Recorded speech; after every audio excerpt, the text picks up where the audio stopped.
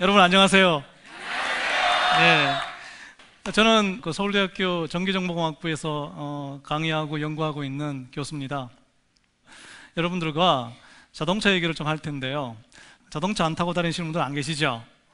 예, 여기 오실 때 어떻게든지 자동차를 타고 오셨을 것 같은데요. 지하철을 타셔도 좋고 마을버스를 타셔도 좋고 하여튼 움직이는 뭔가를 타고 오셨을 거예요. 저는 자율주행 자동차를 10년 이상 연구를 하고 있는 대학의 교수인데 최근에 자동차 기술이 엄청나게 발전을 하고 있어요. 특히나 자율주행 관련되는 기술이 최근에 무지무지 발전을 하고 있어서 아마 여러분들한테도 굉장히 재밌는 흥미거리가 될 거라고 생각을 합니다.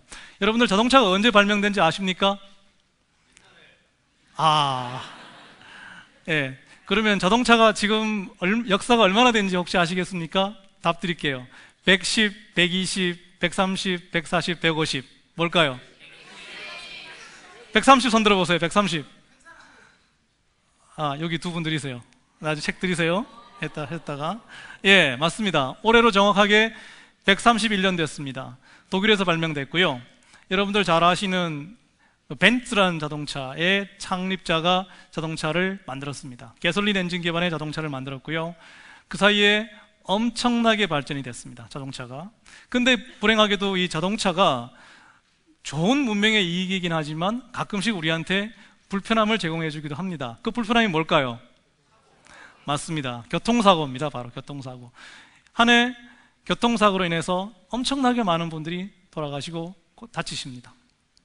2016년 4월 30일 얼마 되지 않았습니다. 올해 오전 5시, 새벽 5시였습니다. 수원에 있는 모 교차로에서 불행한 사고 한 건이 생깁니다. 여러분들 슬라이드에서 보시는 위쪽에 있는 자동차가 빨간불이 바뀌는 것을 무시하고 바로 교차로에 진입을 합니다.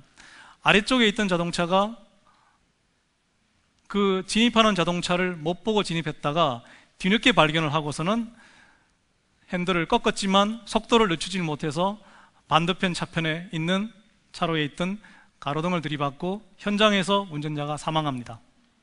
불행하죠? 안타깝지 않습니까? 네. 그런데 이러한 사건, 사고가 거의 매일 우리 주위에서 생기고 있습니다. 전 세계적으로 약 124만 명이 1년에 목숨을 잃고 있고요. 우리나라에서만 하더라도 교통사고로 6천 명에 가까운 사망자가 매년 생기고 있습니다.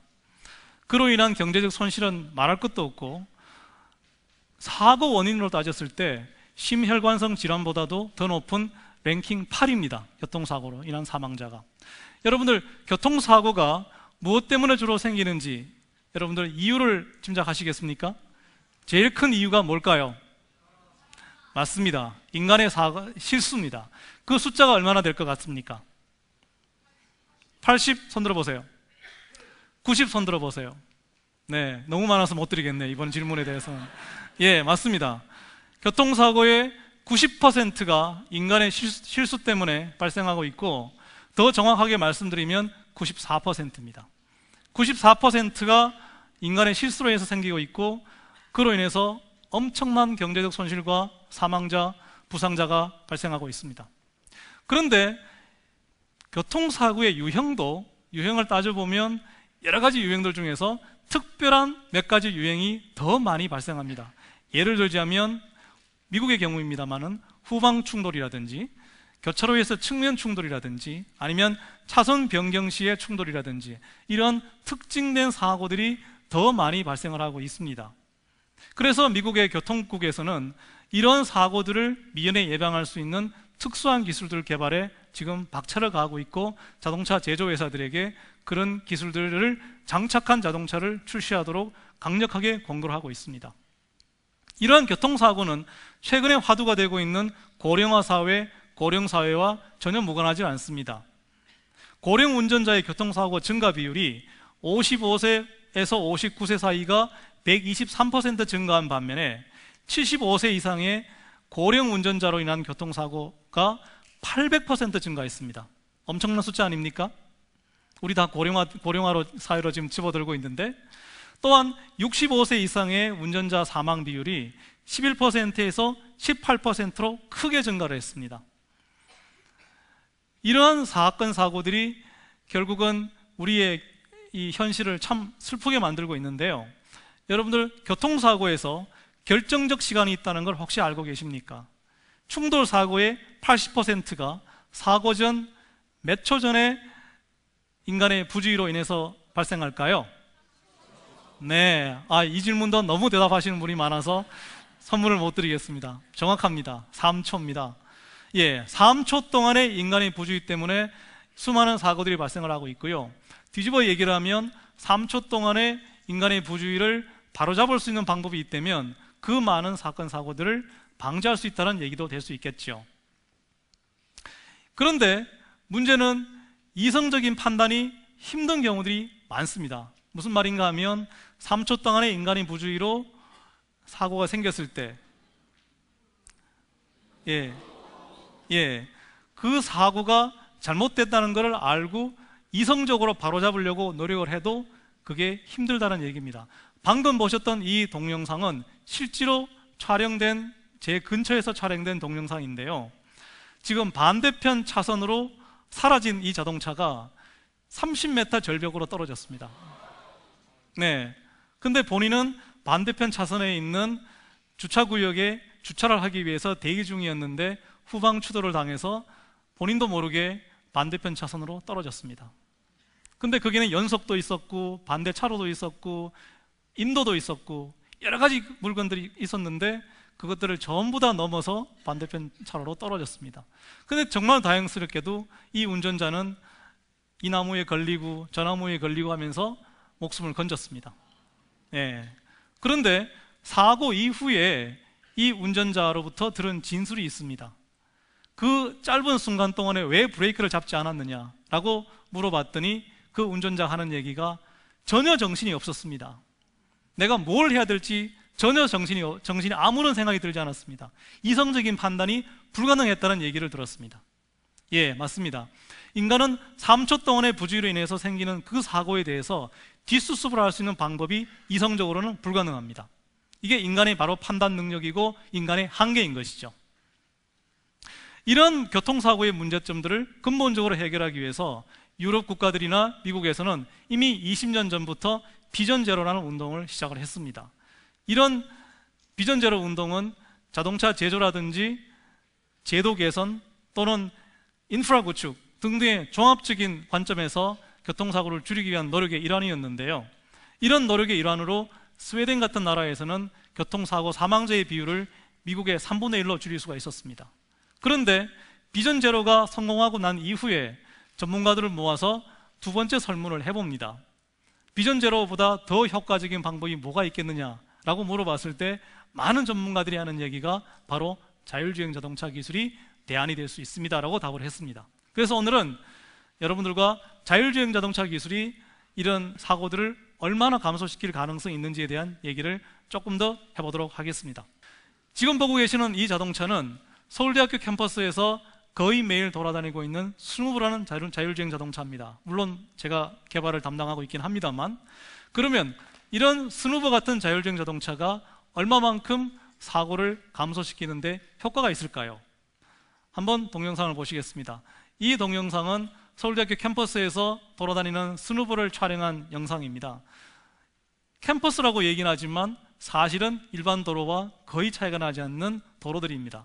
보행자를 인식을 해야 되고 차로 차선들을 전부 인식을 해야 되고 이런 그 건설 차량 같은 것들 인식을 해서 주행 가능한 공간들을 찾아내야 되고요.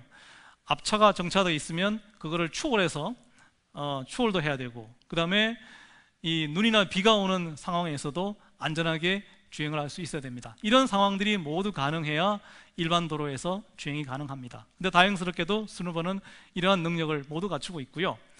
그 다음에 이보다 더 재밌는 능력 중에 하나가 바로 신호등이 없는 교차로에서의 자율주행 능력입니다. 신호등이 없는 교차로는 서울대학교 캠퍼스에 오시면 여러 곳에서 발견을 하실 수가 있는데, 특히나 신호등이 없기 때문에 자율주행 자동차는 자기가 알아서 좌회전, 우회전, 직진의 판단을 내려야 됩니다. 그래서 이 판단을 스누브가 어떻게 하는지를 여러분들 동영상을 한번 보시겠습니다. 왼쪽에 보고 계시는 이 동영상은 스누브가 자율주행 자동차가 인식하고 있는 3차원 영상들입니다. 자동차는 이렇게 인식을 합니다. 오른쪽에 있는 카메라 영상은 동일한 영상을 사람의 관점에서 카메라로 찍은 영상입니다. 그 카메라 영상을 잘 보시면 첫 번째 시나리오에서 앞차의 움직임의 의도를 잘 파악을 해서 순 후보는 안전하게 좌회전을 합니다. 첫 번째 케이스는 문제가 없었고요. 같은 장소에서 며칠 뒤에 같은 실험을 해봤습니다. 근데 이번에는 반대쪽 차선에 있던 차가 처음에는 양보하는 것처럼 의도를 보이다가 의도를 갑자기 바꿔서 돌진을 했습니다.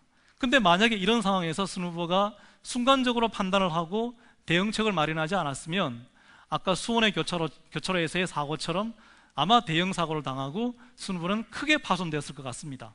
근데 다행스럽게도 인공지능이 장착된 순 후보는 이런 상황에서 사람보다 더 영리하게, 사람보다 더 빨리 사고를 감지하고 대응책을 마련할 수 있었다는 얘기죠. 보셨던 것처럼 이미 자율주행 자동차 기술들은 꽤 많이 개발이 됐습니다. 지금 보고 계시는 이런 자동차들이 고속도로나 준고속도로에서 수백 마일의 자율주행을 성공적으로 마친 차들이고요. 어떤 차들은 도심 구간에서도 수백만 킬로미터를 안전하게 자율주행을 한 차들입니다. 그러면 이런 정도의 기술만 갖고서 앞으로 자율주행 자동차 기술이 우리한테 시장에서 살 수 있을 정도로 성숙된 기술로 될 수 있느냐라는 질문에 대해서는 많은 자동차 회사들이 지금 현재는 장밋빛 전망을 내놓고 있긴 합니다만 제가 봤을 때는 어려운 점들이 한두 가지가 아닙니다. 예를 들자면 도심 환경에서의 자율주행은 대단히 어렵습니다. 다양한 상황들은 말할 것도 없거니와 도로 건설, 임시 정차가 되어 있는 차량들, 또 불명확한 차선들, 이런 것들이 도심 한복판에서의 자율주행을 대단히 어렵게 만드는 요소들이고요. 또 센서의 한계도 큰 장애물입니다. 지금 보시는 것처럼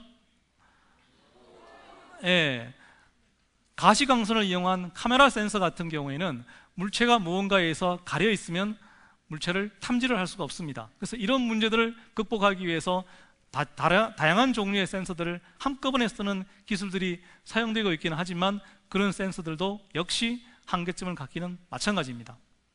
세 번째로서는 보시는 바와 같이 중앙 차선을 침범하는 사례들이 다수 발생을 합니다. 지금 보고 계시는 장면에서는 1차선에서 정차되어 있는 차량을 피하기 위해서 중앙 차선을 침범을 하게 됩니다. 그런데 만약에 중앙 차선을 침범하는 이런 사례들을 앞으로 개발될 모든 자율주행 자동차에다가 모두 허용한다면 어떤 일이 생길까요? 하루에도 수십 장 중앙선 침범 딱지를 떼갖고 올 겁니다, 아마. 근데 중앙선 침범 이 문제는 지금 교통특례법상 중과실입니다. 절대로 가운데선을 넘어서는 안 되는데 현재는 가운데선을 마음대로 넘나듬고 있습니다. 순 후보는 불법을 자행하고 있는 거죠. 그래서 이런 불법을 앞으로도 계속 허용할 것인가 말 것인가의 문제는 앞으로 큰 이슈입니다. 얼마 전에 발생했었던 미국의 자율주행 자동차인 경우에는 우회전을 하는 상황에서 직진하는 버스와 충돌을 일으켜서 사고를 낸 적이 있었습니다. 이 사고에서는 자율주행 자동차와 기존 자동차 간의 의사소통이 문제가 됐었죠. 서로 누가 먼저 끼어들기를 하느냐, 누가 먼저 직진을 하느냐의 문제를 갖고서 결국은 의사소통의 문제 때문에 사고를 일으켜서 결국은 이 자율주행 자동차를 만드는 회사가 소프트웨어를 수정을 한 사례도 있었습니다. 지금까지 설명드렸던 이러한 문제점들을 모두 망라해서 자율주행 자동차가 안전하게 돌아다니기 위해서는 인간 운전자 수준의 인공지능이 필요합니다. 근데 다행스럽게도 인공지능 기술은 최근에 급격하게 발전되고 있고 빅데이터 기술이라든지 컴퓨팅 파워가 최근에 많이 좋아지고 있기 때문에 이러한 기술들의 상용화가 가까운 시일 내에 저는 가능하리라고 생각을 합니다. 그러면 이런 자율주행 자동차가 개발됐을 때 우리 삶에는 어떤 영향을 미칠까요? 제가 판단했을 때는 문화적으로, 사회적으로, 경제적으로 큰 의미가 있다고 저는 보고 이런 것들이 저희 생활에 영향을 미치는 소위 게임 체인저 역할을 한다고 저는 생각을 합니다. 경제적으로만 봤을 때도 앞으로 소유의 개념에서 공유의 개념으로 넘어가게 되면 자동차 생산의 문제라든지 주차장 건설 문제라든지 아니면 도로 인프라 구축 등의 여러 가지 측면에서 아마 큰 변화가 올 걸로 예상이 됩니다. 자율주행 자동차 기술은 앞으로 충분히 가능한 기술이라고 저는 생각을 하고 안전에 관해서는 여러분들이 믿음을 거셔도 될 것 같습니다. 그렇지만 한 가지 조건이 있습니다. 바로 정의에 대한 사회적인 합의입니다. 사회적 정의가 무엇인가에 대해서, 도덕적, 법적 문제가 어디까지 허용될 것인가의 문제에 대한 사회적 합의가 이루어지지 않는 한은 저 같은 자동차를 개발하는 기술자 입장에서는 프로그래밍을 만들 수가 없습니다. 그래서 앞으로 개발될 자율주행 자동차의 그런 선결 과제로서는 이러한 사회적인 합의를 하루빨리 이끌어내는 것이 가장 필요하다고 생각됩니다. 경청해 주셔서 감사합니다.